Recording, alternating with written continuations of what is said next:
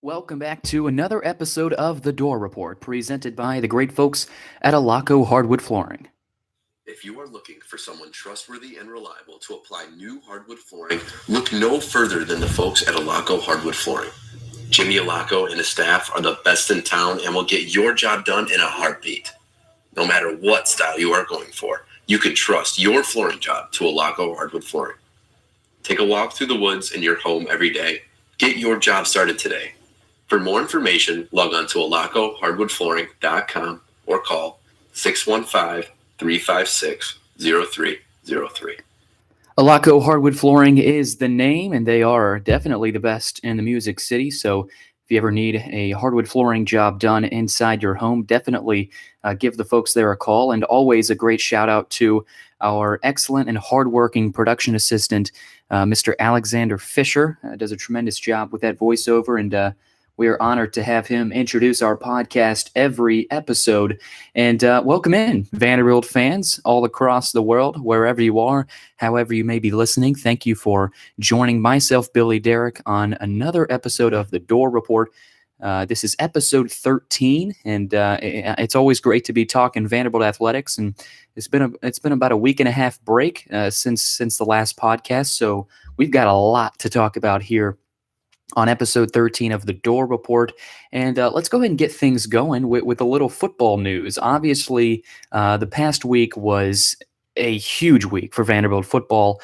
Keyshawn Vaughn and Jared Pinkney are back. Vanderbilt received an offseason boost with the news that two impactful playmakers are coming back to West End for their final seasons in black and gold. First, you had Kalijah Lipscomb announce he was coming back around Christmas time. And then Keyshawn Vaughn announced it last week. And then later in the week, on a Friday news dump, you had Jared Pinkney returning for his senior season for the Commodores. They all decided to forego early entry into the NFL draft and return to the Commodores for their senior campaigns. And before I get into some of these players' stats this past season, I mean, when you heard the news instantly, it was just not necessarily shock, but definitely some surprise there. Because you look at these two players, first off, Keyshawn Vaughn with that extremely just overwhelming performance in the Texas Bowl with well over 2,000 yards, nearly 300 yards rushing against a D1 defense. That's good against any team, but a D1 defense and a good Baylor team that actually ended up winning the game to get to 7 wins, coached by a solid Matt Rule team. He had his team ready, yet Keyshawn Vaughn ran wild over that defense. It is a Big 12 defense, but nearly 300 yards on anyone is impressive, and Keyshawn Vaughn really showed what he was made of that game. And after that performance, I was telling all my friends that, and basically everyone I know, that Keyshawn Vaughn's gone. Not only was he gone every play in that Texas Bowl, but he's gone to the NFL. And I thought there was no way that he was going to come back to Nashville for his final year of eligibility and play for the Commodores, but that's exactly what he's doing.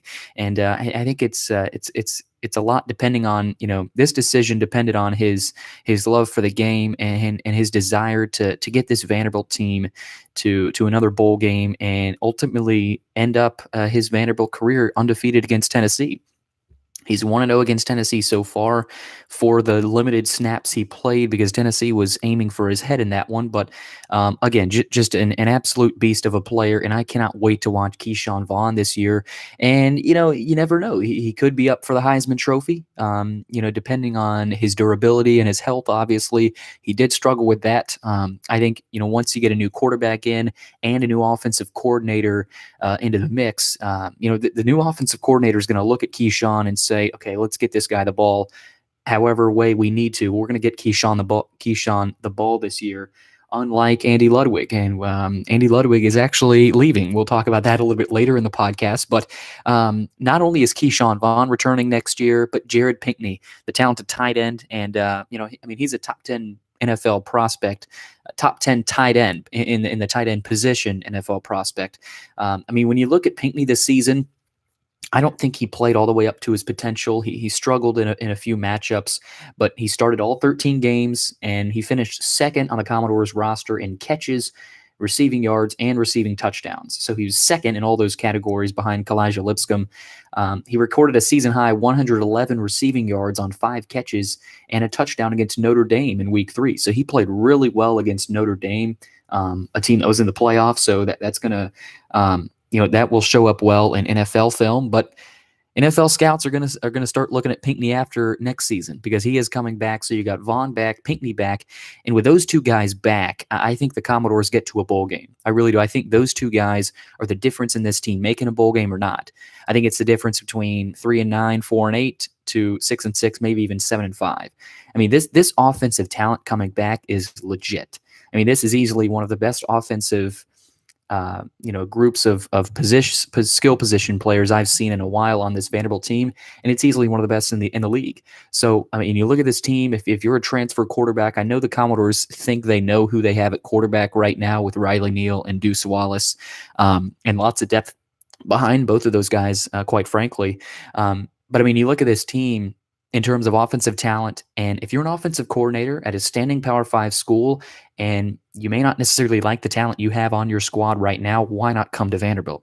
Why not? And we'll talk about the offensive coordinator candidates here in a few moments. But again, I mean, the weaponry on this offense that either Riley Neal or Deuce Wallace, or heck, maybe even Alan Walters will have at their disposal is out of this world.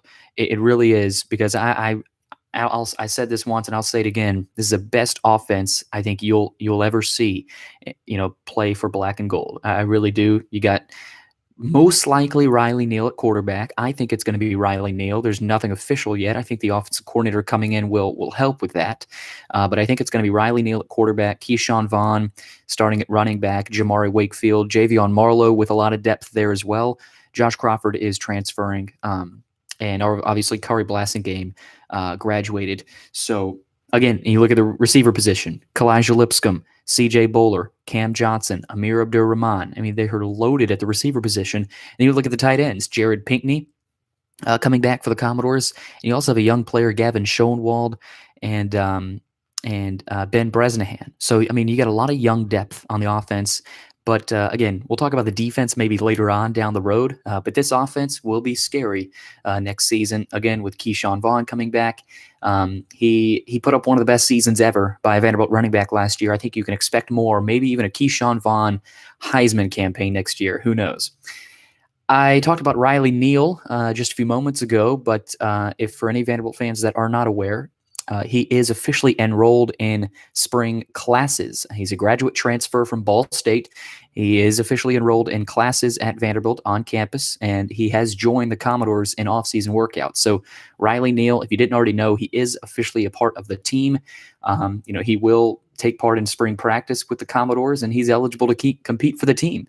For the team's starting quarterback job this season. He arrives at Vanderbilt following a great season and just overall a great career at Ball State. He's 6'5", is a big, strong quarterback, a better runner than Kyle Shermer, so that's encouraging in the running game. He started 32 games at Ball State, completing 731 of 1,219 passes. And for you math nerds out there, that's 60%, exactly 60%. So 60% passer over his career. Well over 7,000 passing yards, 46 touchdowns, 8,000 total yards. He made a lot of plays with his legs, and I think that's what this Commodore offense has been missing. And they have Vaughn, Pinckney, and Lipscomb all back, so this could be a very dangerous offense. I know I just can't stop talking about it, but this football season cannot come soon enough. So once again, Riley Neal, the Ball State transfer, is officially enrolled in classes. Speaking of Andy Ludwig, as I mentioned earlier, he is leaving the Commodores for Utah. After 4 seasons in Nashville, Vanderbilt offensive coordinator Andy Ludwig has been hired as Utah's offensive coordinator. Again, I think this is it's not necessarily a lateral move. He moves over to the Pac-12. Obviously, before he left for the Commodores, Utah was in the Mountain West. They moved over to the Pac-12 while he was at Vanderbilt. So I think that's an attractive move to maintain a spot in the Power 5 conferences. And Utah has loads of offensive talent coming back, just like Vanderbilt. So I think I think that was one of the decisions that went into his choice of leaving Vanderbilt.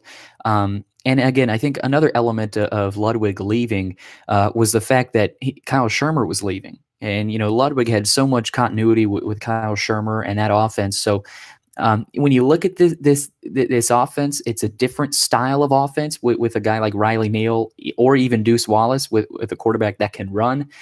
And Andy Ludwig, I don't think has ever worked with a quarterback that can run. So I think it was just perfect timing. The new offensive coordinator will have a new quarterback under his belt, and they'll be able to build some new continuity. So I think it's a perfect time for Andy Ludwig to leave. And I have been a huge proponent of wanting Andy Ludwig to leave. Because I think he cost the Commodores a couple of wins. I really do. His late game play calling against both Kentucky and Missouri just maddened me to the nth degree. And the fact that he's leaving excites a lot of Commodore fans. I think the local radio and the local media was kind of like, oh, disappointing news, Ludwig leaves. But no, it's most certainly not. Ludwig is leaving. And it was interesting. The same day Ludwig left, Keyshawn Vaughn announced he's coming back, and we actually tweeted from our account, Keyshawn back, Ludwig leaving. What a day. So it was a great day. Ludwig, obviously, he is a native of Ogden, Utah, so he returns back to the program. He returns back to his home. And obviously he was the offensive coordinator there back in 2008. He led them to an unbeaten season. They went 13-0 and beat Alabama in the Sugar Bowl, I believe it was. But again, when you look at his career over at Vanderbilt, I do believe he had some. He put up some great numbers. They averaged 28 points per game in his career here at Vanderbilt. That's the fourth highest scoring offense since World War II. So again, he put up some good numbers, but I think it was definitely time for Andy Ludwig to leave the Vanderbilt Commodores and move on to some new ventures. And when you look at Andy Ludwig leaving, you got to find a new offensive coordinator. It's that time of year. It's the coaching search, and you got the transfer portal. If only there was a coaching portal. I think Derek Mason could use one of those right now. Literally nothing has developed out of this offensive coordinator search. Absolutely nothing. There's nothing on the message boards. There's nothing coming from the team, which, obviously they're going to take their time with this decision. But again, there's usually just some names that come up from sources, but there's nothing right now. Nothing is official, and there hasn't been any developments. So my buddy Cameron Bond and I, we kind of sorted through some of the names and we grouped together and had a talk, and we talked about some key guys that we think could be good options for Derek Mason. Now, this is just us. This is nothing official. But again, Ohio offensive coordinator Tim Albin could be a good choice. Obviously, Coach Jerry Godowski has experience with the Ohio coaching staff, so it could be a good recommendation there for Tim Albin. Matt Canada. This is an interesting case study here with Matt Canada because he was the offensive coordinator at Maryland, and then when DJ Durkin was fired, he was promoted to the interim head coach there at Maryland. And obviously, within the past couple months, we heard the news of Mike Locksley, the Alabama offensive coordinator, getting the job there at Maryland. So nothing has developed. He hasn't been hired yet. He's not currently on the Maryland staff, but Locksley does have the choice to bring Matt Canada back, but nothing has been announced. So Vanderbilt could try to snag Matt Canada. I think that'd be a great hire. He proved he was a great play caller at LSU with that running game, and maybe he can come back to the SEC and play in the SEC East without having to play Alabama. So that could be a good choice for Matt Canada. And I mentioned Jerry Godowski. He is the current Vanderbilt quarterbacks coach. If Derek Mason wants to hire within the program, he could go with Jerry Godowski. I think that'd be a solid choice. Godowski is a tremendous coach, lots of college coaching experience. So you can never go wrong with a guy like that. And then you also have Graham Harrell. This was solely Cameron Bond's choice. And I had absolutely forgotten who Graham Harrell was. We were texting, and I was like, who is Graham Harrell? But for those of you who do not know who Graham Harrell is, he is the current North Texas offensive coordinator. And you may remember the name because he played quarterback at Texas Tech, and then he moved on to play in the Canadian Football League. But in terms of his coaching career, he spent 2 seasons at Washington State under Mike Leach. So he knows the air raid offense like the back of his hand. And I think that would be a good move. Now, he doesn't necessarily have to run the air raid offense at Vanderbilt. He can switch it up because I don't think you need a drastic change from last year's offense at Vanderbilt to a complete rebuild in an air raid offense. But I think you do need a lot of shotgun snaps with either Riley Neal or Deuce Wallace, and a lot of motions because you got dangerous guys like Cam Johnson and Donovan Tennyson. Who can go in motion. You can, run jet sweeps with them. You can throw screens to them.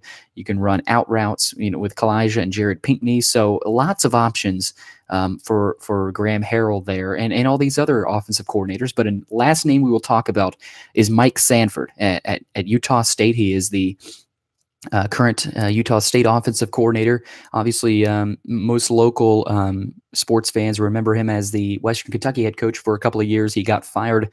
But again, Mike Sanford, current Utah State offense coordinator, it'd be a solid hire, I think, with his offensive firepower experience. That'd be a promotion for him, definitely, after being at Utah State. And moving on from the offensive coordinator position, let's stay with football and talk about the transfer portal. This new transfer portal is going crazy. There's guys entering it every day. But one guy by the name of Cameron Watkins entered it earlier today. He is an Illinois redshirt senior defensive back. He will transfer as a graduate from Illinois. There were previous rumors that Watkins was looking to change schools earlier this winter, and now it's official. He played both nickel and corner for Illinois last season. He made 38 tackles with 3 pass breakups. He has 1 interception in his career. He's a little bit smaller. He's not as tall as Juwan Williams, but I think he'd be a great player opposite Dante Carrier-Williams. He's 6 foot, 200 pounds. He has the size to play in the box, and he should see interest from schools looking for help in that regard. But the reason we're talking about this random player from Illinois transferring into the transfer portal is because he leaves as a graduate transfer, so he has 1 year of eligibility. He will be able to play immediately. He's from He's actually from Chicago, but he lived most of his life in Nashville. He went to Pearl Cone, and there's a guy by the name of Keyshawn Vaughn who actually played with him at Pearl Cone right about the same time. And Keyshawn Vaughn, it's funny, he actually tweeted, in quote, "If you don't want your head coach, come to Vandy." Now, before anyone says anything after that tweet from Keyshawn Vaughn, again, if you don't want your head coach, come to Vandy. We all remember part of the reason Vaughn returned home to play in Nashville was because of how he was treated by Lovie Smith at Illinois. Now, I'm not saying the same thing is happening to Cameron Watkins, but Vaughn seems to really want his old friend to come back home and play at Vanderbilt. I think it's going to happen. Vanderbilt fans are all over his post on Twitter there. But again, Cameron Watkins, I think it would be a positive addition to the defense. This defense, they're going to take anyone they can get right now because there's not a whole lot of depth at any position on the defense. So again, Cameron Watkins, a local kid from Pearl Cone, I think it would be an interesting addition to that defense, and I think he would fit perfectly opposite Dante Carrier-Williams, the transfer from Wisconsin. So again, Vanderbilt trying to stockpile a lot of veteran guys onto this team so they can reach another bowl game next year. So let's move from the gridiron to the basketball court. How about this pickup from Bryce Drew and his staff? Scottie Pippen Jr. commits to Vanderbilt. How about that? I mean, just hearing that name, Scottie Pippen Jr., brings back a lot of, not memories for me, but a lot of memories for some old-fashioned sports fans. Obviously, his father, Scottie Pippen, won 6 NBA titles with the Chicago Bulls, played in 7 NBA All-Star games. He was inducted in the Naismith Memorial Hall of Fame back in 2010, and he's currently an NBA analyst for ESPN. So, and he would be in Nashville a lot watching his son, Scottie Pippen Jr., the son of Scottie Pippen. He's an interesting dynamic. He's a good player, solid player, but he hasn't gotten a lot of looks from D1 schools. He has an offer from Washington State, but that's just about his only other big D1 offer. But he announced his commitment to Vanderbilt Friday night on a Friday news dump. He took an official visit to the Commodores campus earlier this month. He also had, as I mentioned, Washington State, San Francisco, Colorado State, UC Santa Barbara, and Hofstra on his list, so not the most attractive schools, but he is a 4-star according to ESPN. talented player. He's ranked in the top 40 at the point guard position. He's 6'1". He plays at a very well-known high school for basketball, Sierra Canyon in California. He's considered a 4-star prospect, as I mentioned, and he played in the Nike EYBL circuit with the Oakland Soldiers, averaging 15 points. So, again, I mean, this guy's a good shooter. He's a good driver. He's a good mix. I think I saw somewhere on Twitter where someone compared him to Breon Tyree of Ole Miss, who actually just murdered us for about 35 points. We could not guard him. I think Scottie Pippen Jr., I think the arrival of him tells you a lot about the future of this program. Number one, we already heard that he's going to come in. I mean, Scottie Pippen told the media that he chose Vanderbilt because the coaching staff and Bryce Drew wants him to come in and be the starting point guard right away and run the show. That's exactly what we heard about Darius Garland before this season, but we heard it last year. I think that tells you that Darius Garland is leaving. He's in the top 10. He's going to be a lottery pick. Darius Garland's gone. I believe Darius Garland is not coming back next year, but I think you have everyone else basically back other than Joe Toye. And you also have the addition of Austin Crowley and Dylan Dessou. And you could get more recruits. I mean, with Scottie Pippen, the addition, it just excites me. It really does, because whenever you get a guy of this caliber and this type of this type of notoriety, everyone knows him, because of his dad, but he's going to bring in a lot of talent with him. Vanderbilt is not done with this 2019 class. He's really good friends with Zaire Wade, who is Dwayne Wade's son. Dwayne Wade really close with Scottie Pippen, being from the Bulls. If Bryce Drew can get in contact with Dwayne Wade and talk to him about Zaire Wade, I can't even start to think about that. But again, Scottie Pippen Jr., he's the third commitment for Bryce Drew in the 2019 class, along with Austin Crowley and forward Dylan Dessou. So cannot wait to watch Scottie Pippen Jr. in the black and gold at Memorial Gym. Staying on the basketball court on the hardwood, the basketball team lost to Kentucky last week, Saturday night, 56-47, and they will play at home in Nashville inside Memorial Gym tomorrow night against South Carolina, 7 o'clock Eastern time tip-off. The Commodores have a 67% chance to win, according to ESPN's Basketball Power Index. They are 3.5-point favorites. South Carolina has won 4 straight, while the Dores have lost 3 straight. So, I mean, these teams are trending in the exact opposite directions. Commodores must win this game tomorrow night. They must win it because, one, it's going to create a lot of momentum heading into their next game Saturday at home against Mississippi State. And if they can get to 2-3 before they play, most likely number 1 Tennessee, Vanderbilt plays really well against number 1 teams. So, again, they need this game for momentum, confidence, and a little bit of swagger heading into their game against Mississippi State on Saturday night. They must slow down Chris Silva. But before we talk about any more of the South Carolina game tomorrow night, here is what Bryce Drew had to say talking to the media earlier today about the game tomorrow night. Confidence is good. You build confidence, obviously, by winning helps. There's other ways you can build it also. Good practices, having a vision, having a direction, and feeling like you're improving. And we've done all that stuff. The last part is getting some wins to help keep our confidence raising. How is the team improving since you're not seeing it on the scoreboard? Yeah, we're working at a very high level in practice and executing well. We're playing much more together. We're sharing the ball more. We're communicating better on defense. And there's a much higher intensity level in our last 10 days of practice. So we're moving in a good direction. It's just the league's really, really good.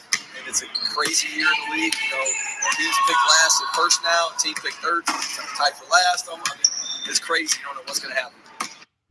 That was Vanderbilt head basketball coach Bryce Drew earlier today talking to the media inside Memorial Gym. You heard the balls bouncing. The Dores were closing out practice before they take on South Carolina tomorrow night. And again, before we preview this one, it was a tough loss against Kentucky last Saturday night. I won't talk a whole lot about this one because we can't dwell on losses. This Commodore team has to focus on the future. But again, they lost 56-47, 47 points. That's a key stat there because this offense is struggling. They don't know where to go. Without Darius Garland, and I hate to be mentioning Darius Garland here, but it's the elephant in the room. He's gone. They have to find other players to step up and make shots. Matt Ryan has not been making shots. Aaron Nesmith has not been making shots. They were hot in the first half. Second half, they cooled off. Kentucky proved they were the better team. Commodores must win tomorrow night against South Carolina. They got to make shots. I think they will. I think they win. I think they win 68-63. That's my score prediction for tomorrow night's game. Before we close out episode 13 of the Dore Report, I can't talk. Vanderbilt baseball. They are the preseason #1 team. According to D1 Baseball, for the second time in a 5-year span, Vanderbilt enters a season ranked #1 nationally. The Commodores were tabbed the country's top team in D1Baseball.com's annual preseason poll. The publication announced earlier yesterday. It marks the first time since 2015 that they received the top ranking. They lead a group of 5 SEC teams inside the top 10 and 8 other SEC teams in the top 25. LSU starts the season at number 2, followed by Florida at number 6, Georgia at number 9, Ole Miss number 10, Mississippi State 14, Arkansas 16, and Auburn 22. Tennessee not in the top 25. Well, basketball has a lot of work to do. Football is looking excellent in 2019. Baseball, we got Tim Corbin, so it's always looking up there on the Vandy boys at Hawkins Field. They'll start the season. The Commodores will face Virginia, Cal State Fullerton, and TCU before returning to Hawkins Field for the home opener on February 20th. So look forward to February 20th, the first home opener at Hawkins Field. For myself, Billy Derrick, Alexander Fisher, our production assistant, a voice recording from Bryce Drew, you've been listening to episode 13 of the Dore Report, presented by the great folks at Alaco Hardwood Flooring.